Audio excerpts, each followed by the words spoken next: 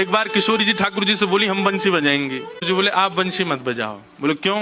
बोले बजेगी नहीं आप। किशोरी जी बोली अच्छा हमसे नहीं बजेगी। ललता विशाखा तुरंत आ गई, ये पहले आ जाए लड़वे लाल जी थे। काकई तुमने? बोले मैं यूं कह रहा हूँ कि हमारी श्यामाजू बंसी ना बजा पाएंगी। अच्छा हमारी लाडली जू जब चले ना तो उनके पामन की नूपुर उनकी ध्वनि पे राग रागनी वारे वारे जामे, और तुम यूं कह रहे हो हमारी लाडली जी बंसी ना बजा पाएंगी।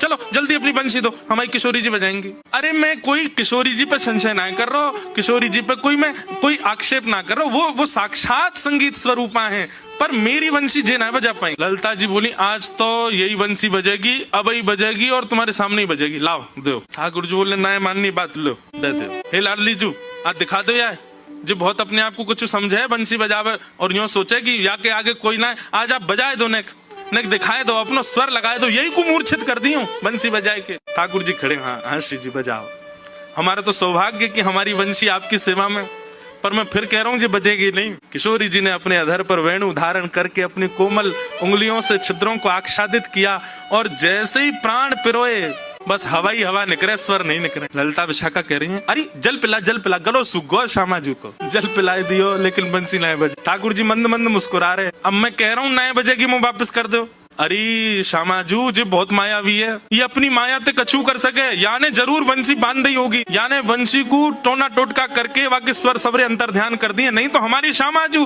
कोई स्वर को, कोई संगीत के वाद्य को स्पर्श कर दे, अरे स्पर्श मात्र से बजन लगे, ये बंसी क्यों ना बज रही है। ठाकुर जी बोले पहले बंसी वापस करो फिर बताऊंगा। किशोरी जी ने बंसी वापस करी। ठाकुर जी बोले अच्छा एक बात बताओ, आप बंसी को वादन करते समय मन में कौन को चिंतन कर रही? किशोरी जी बोली मैं तो कोई भी वाद्य बजाऊं आपको ही चिंतन करूं। बोले यही तो गलती कर रही हो, ये वंशी जो है ना हमारी अनन्य भक्त है। अनन्य को मतलब कहा होवे एक के अलावा दूसरे को ना भजे, और या वंशी में नित्य आपको ही चिंतन होवे, या वंशी में नित्य आपको स्मरण होवे, ये वंशी आपकी भक्ता है और आप या वंशी से मेरी भक्ति करोगी तो ये वंशी कैसे बजेगी।